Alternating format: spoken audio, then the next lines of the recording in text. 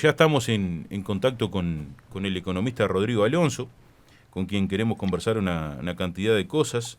Y bueno, le damos la bienvenida a la clase radio, la radio de Adrián Maldonado. Y bueno, ojalá que esta sea una de las tantas conversaciones que podamos tener. Bienvenido, Rodrigo. ¿Qué tal? ¿Cómo andan?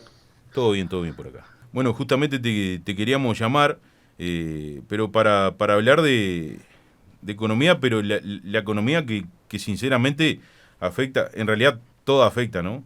Pero la más visible para los trabajadores, y lo que ha venido sucediendo en estos años, donde jubilaciones y, y también los salarios se han visto sumergidos y han tenido una pérdida de poder adquisitivo de forma continua.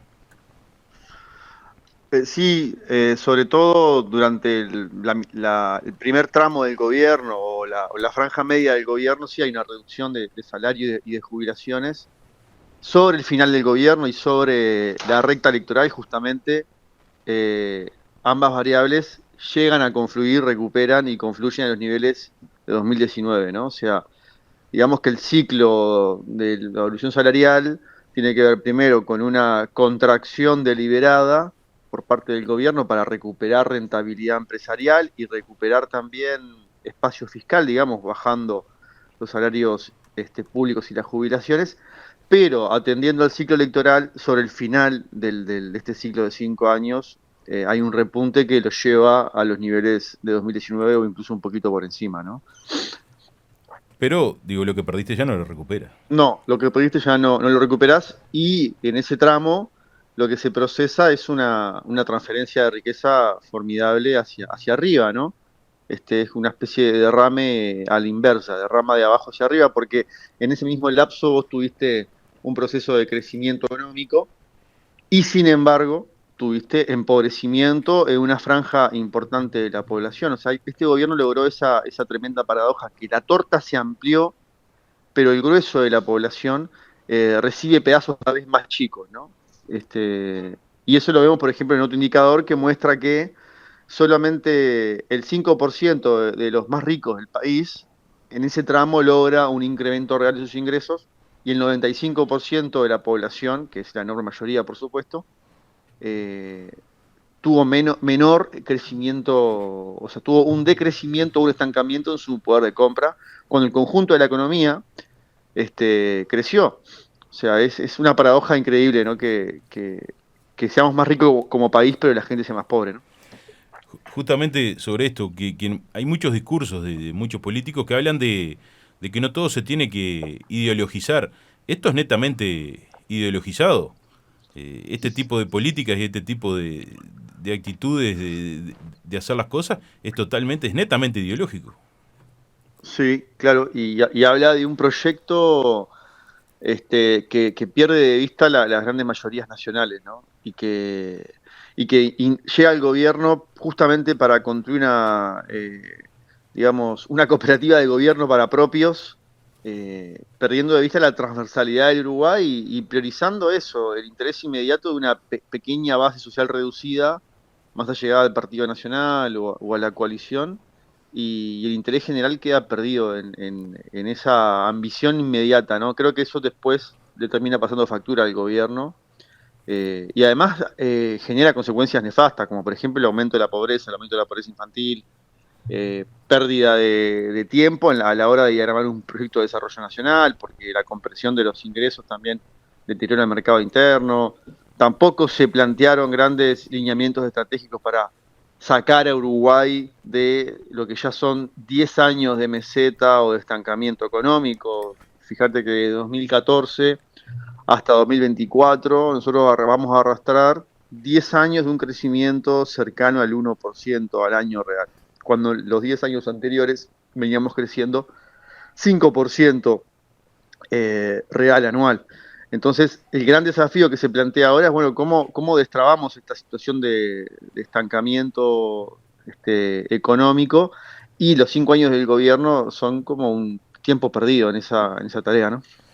¿Y cuáles son las medidas que vos creés que tomó el gobierno que fueron las que mayormente impactaron en este aumento de la desigualdad? ¿Es una cuestión de acción del Estado o es una cuestión de omisión? Bueno, hay las dos cosas, pero sobre todo hay acción deliberada. Yo creo que la principal medida ahí es la política salarial. Ujú. Las pautas salariales que se establecieron de cara a los consejos de salario fueron explícitamente pautas para que el salario real no subiera y se generase un flujo de transferencia para recomponer la rentabilidad empresarial. Ese es el elemento fundamental, ¿no? La lectura de ellos es que había un estrangulamiento de la rentabilidad empresarial que estaba enlenteciendo la economía y había que redinamizarla y bueno, transfiriendo recursos del trabajo al capital, ¿no? De la masa trabajadora a los sectores más concentrados de la economía. Esa es la principal. Después hay algunas medidas que agudizan la desigualdad, como por ejemplo los cambios que se dieron en materia tributaria, ¿no? Esto de aliviar el IRPF para alguna franja de asalariados, que en realidad son pocos porque solo un tercio de los asalariados pagan IRPF, y lo mismo en el caso del impuesto a las jubilaciones, ¿no? O sea, se alivian a los que pagan esas mediante la mejora en las deducciones, a quienes pagan eso, pero quienes pagan eso en realidad son los asalariados de mayor poder adquisitivo, y eso vuelve un poco más injusta la matriz tributaria, porque el grueso de la población ni siquiera llega hoy con sus salarios a pagar ni IRPF, ni con jubilaciones a pagar el impuesto a las jubilaciones. Entonces eso va de vuelta en detrimento de una sociedad más igualitaria, cuando además antes te habían subido por la vía de los 2 puntos de IVA que antes se exoneraban por el pago con débito, te los habían vuelto a poner. Eso fue una jugada política como un intento de recuperar la votación el votante de Talvi, digamos, que en su momento había votado a Talvi, que se había desplomado porque Talvi se fue de la política. Sí. Pero bueno, el resultado de eso es que estás distribuyendo también hacia las franjas de asalariados con mayor poder adquisitivo, que no serían una prioridad, digamos, ¿no? A pesar de que eventualmente podrías aliviarlos, pero no eran la prioridad en un contexto donde subía la pobreza y sobre todo la pobreza infantil. El no aumentar salarios y el hacer que se pierda poder adquisitivo también es una estrategia para controlar la inflación, pero eso va en detrimento del mercado interno. Sí, claro.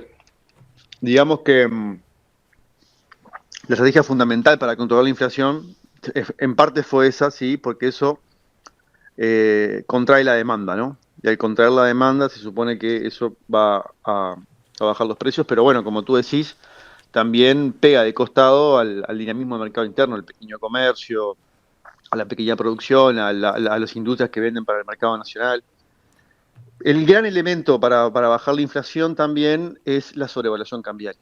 O sea, es la suba del peso o la baja del dólar, porque eso abarata los bienes importados y hace también que, digamos, lo que se llama ancla cambiaria, se baje la tendencia a la suba de los precios. Pero eso es como una bomba Pero de bueno, tiempo.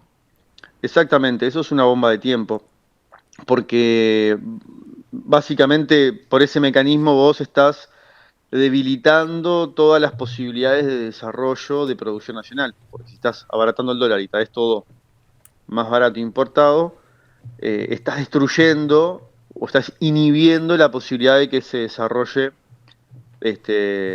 una industria nacional, mercado interno, etcétera. Además de que también debilitas todo lo que es el flujo importador, ¿no? Perdón, el flujo turístico.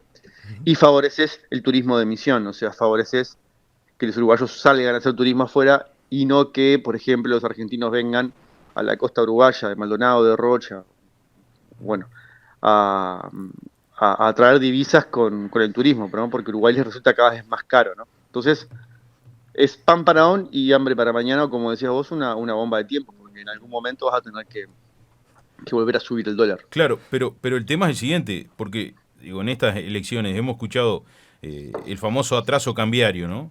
Y hablamos que los grandes exportadores hablan del atraso cambiario, pero el atraso cambiario va de la mano de que si aumentan el precio del dólar, devalúa los sueldos de los trabajadores que cobramos en pesos. Entonces, por un lado ayudas quizás a los exportadores y solucionas el atraso cambiario, pero es una devaluación del peso.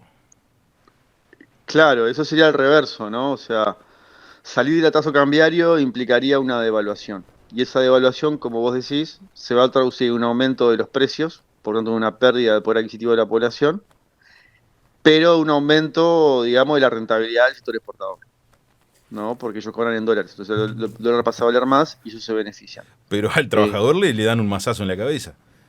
Al trabajador se le termina dando un mazazo en la cabeza, entonces ahí la clave, porque de hecho esto es algo que el próximo gobierno va a tener que lidiar con eso, ahí la clave es vos cómo vas llevando el tipo de cambio hacia un nivel más razonable, es decir, que no esté tan atrasado, o sea, no esté tan barato el dólar, digamos, sin que eso implique una transferencia de recursos hacia el sector exportador.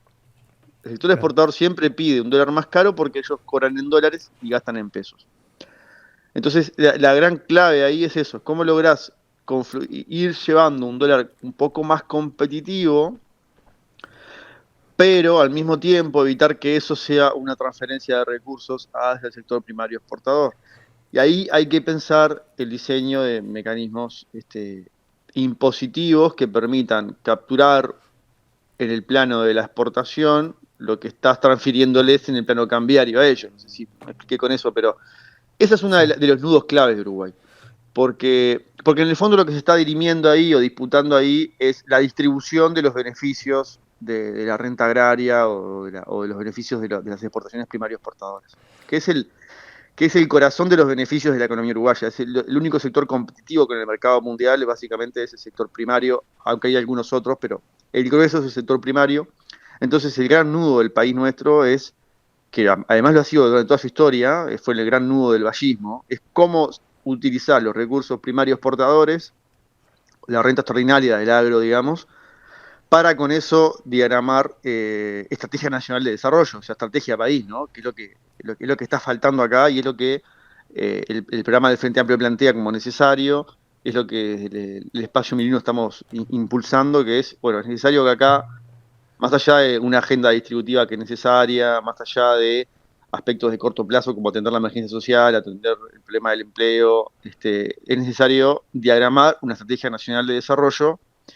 Y eso pasa fundamentalmente por cómo construís una estrategia y dispositivos para utilizar el excedente agroexportador, digamos, sin afectar la viabilidad del sector, por supuesto, porque si no te quedas sin generación de excedente, para con eso diagramar una estrategia nacional de desarrollo. Porque esta estructura económica uruguaya tiene límites también, ¿no? Tiene límites para generar empleo de calidad y tiene límites incluso que están amenazados por el cambio climático, por la obsolescencia de la producción primaria en base al cambio técnico, por ejemplo, el desarrollo de carnes sintéticas o carnes de laboratorio. En fin, el problema de Uruguay tiene nudos grandes que no se resuelven solo con una agenda distributiva, sino que precisa una agenda de desarrollo. Y esa agenda de desarrollo, para ser viable, tiene que contar con recursos de la principal fuente de divisas del Uruguay o de dólar Uruguay, que es el sector agroexportador.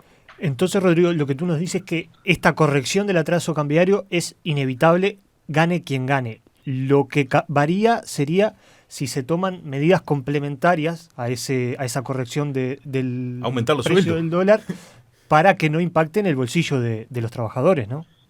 Bueno, yo no diría que es inevitable así nomás, ajá, digamos. Eso depende.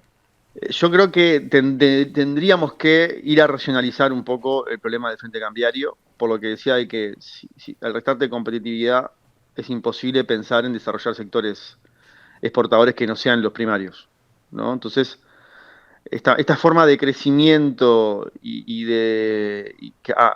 acompasado con el atraso cambiario recurrente que tiene Uruguay, es pan para hoy, hambre para mañana. O sea, o es un crecimiento que tiene pies de barro. Entonces, ¿que va a ser inevitable corregirlo o no? Depende de la cantidad de dólares que le lleguen a la economía. O sea, porque si vos tenés un flujo de dólares que está llegando porque tenés buenos precios internacionales o tenés buen canal de financiamiento internacional o inversión extranjera directa, al llegar muchos dólares, el precio del dólar tiende a bajar.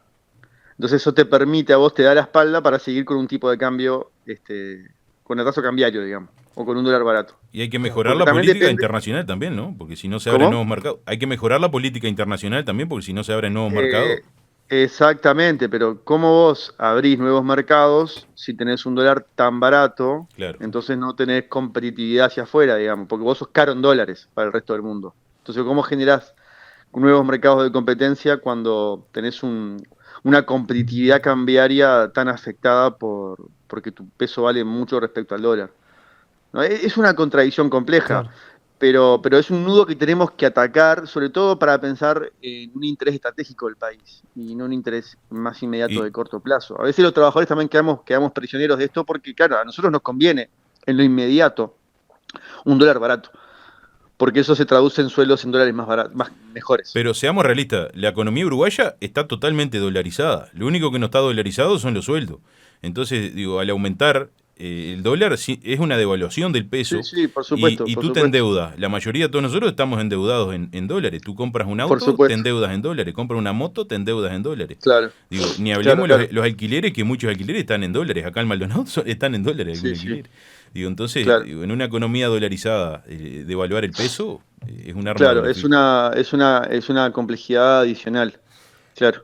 Por Yo, eso lo que decíamos es que, volviendo a la pregunta del compañero, eventualmente si el día de mañana cae mucho el precio de las materias primas, o sea, que eso implica que ingresen menos dólares y se te restringe el flujo de deuda que te llega al país, la devaluación es inevitable. Eso no es un problema de un gobierno u otro, eso es un problema de que si no tenés dólares que están entrando, vas a tener que encarecer el precio del dólar porque si no, no te va a dar para abastecer. Entonces, ahí no hay manera. El problema es que yo preferiría, en vez de que eso sea abrupto, racionalizarlo en un proceso. Claro. Y al mismo tiempo que lo racionalizo en el proceso, agrego lo que decía el compañero. O sea, vos tenés que a la hora que haces eso, generar mecanismos distributivos para que no sea empobrecimiento abajo y enriquecimiento del sector agroexportador. Porque además, el fenómeno de concentración del ingreso en Uruguay se traduce en que no es que lo que los ricos ahorran porque están ganando mucho más, lo vuelcan al mercado interno bajo la forma de inversiones, bajo la forma de algo que moviliza, digamos, la se lo economía. llevan afuera. Exactamente, exactamente. Nosotros tenemos hoy, durante el gobierno de la calle Pou, tuvimos un incremento en 11.000 millones de dólares de los activos privados en el exterior.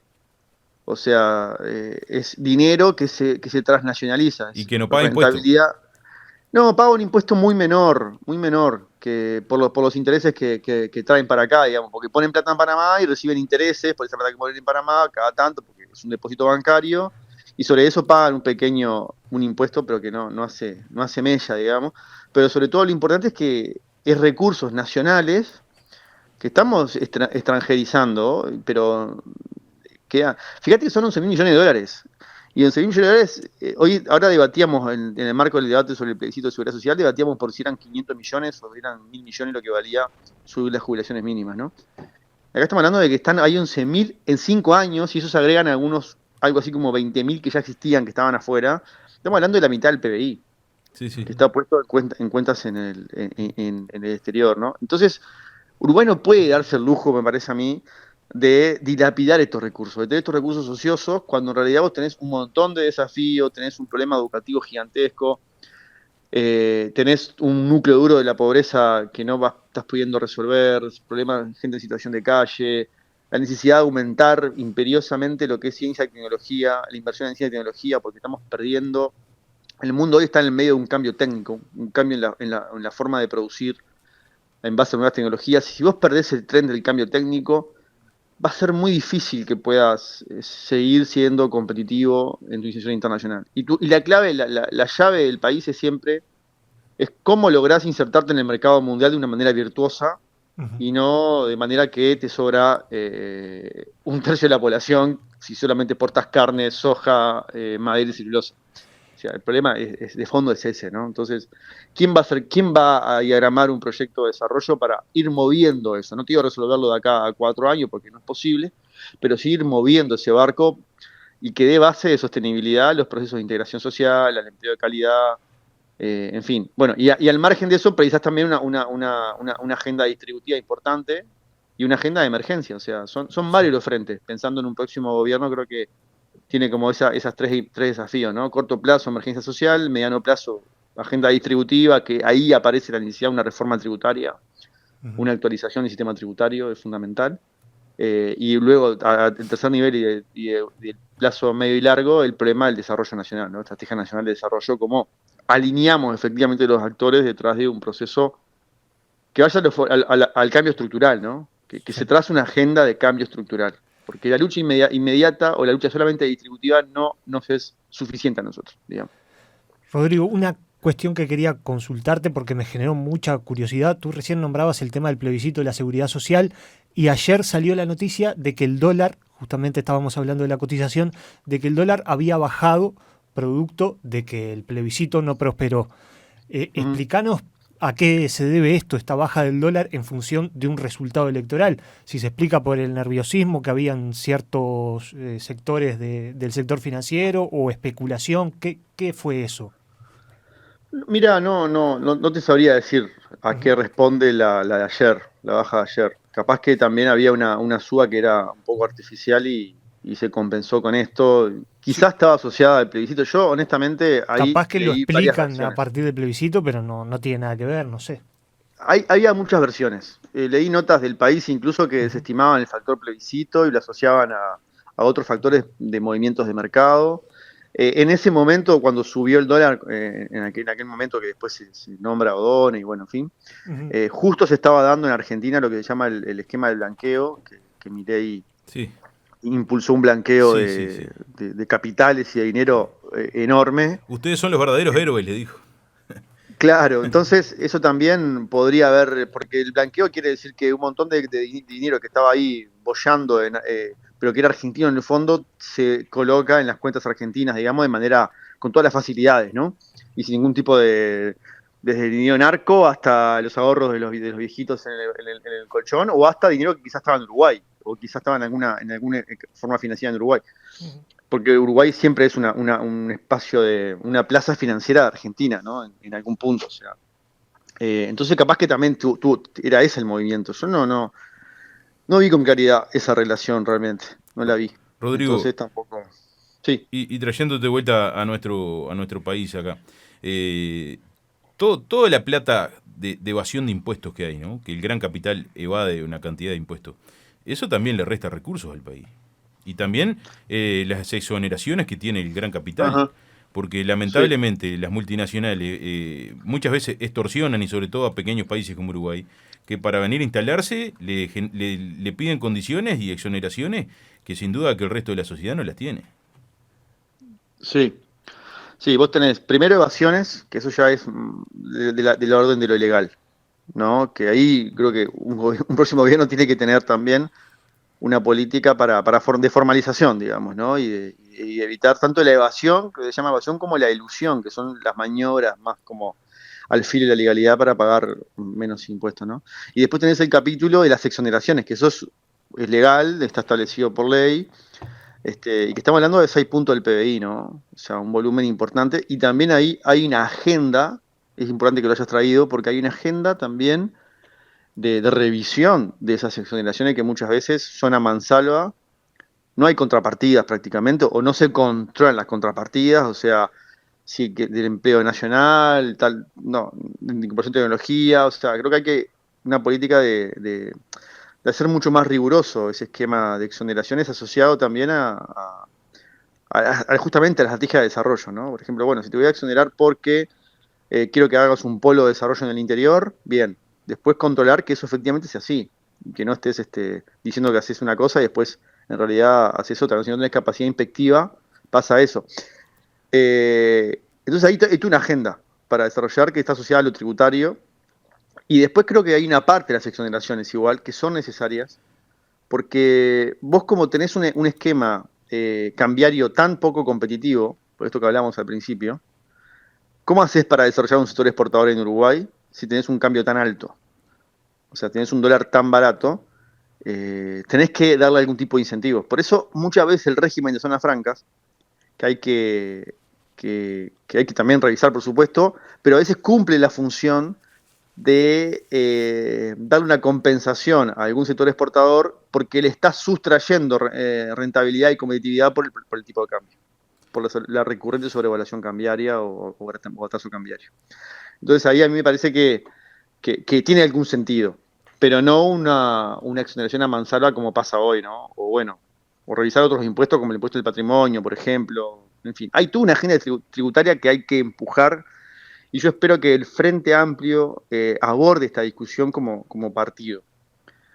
Porque la espalda política que tenés que tener, tanto para esta discusión como para la discusión de Estrategia Nacional de Desarrollo, tiene que ser bastante más amplia que la que puede darle un equipo económico solamente, un grupo de técnicos. Tiene que ser una espalda política popular, amplia, transversal, que incorpore muchos actores, y por eso me parece importante que el propio Frente Amplio pueda dar esta discusión, incluso invitando a un diálogo social a otros actores, cámaras empresariales, academia, movimiento de trabajadores. Hoy el PCNT está convocando, ya lo hizo el 1 de mayo pasado, a un diálogo nacional para una estrategia nacional de desarrollo, porque el PCNT es consciente que los problemas de fondo vinculados con el empleo no son solamente problemas distributivos o de corto plazo, sino que son problemas estructurales y de matriz productiva.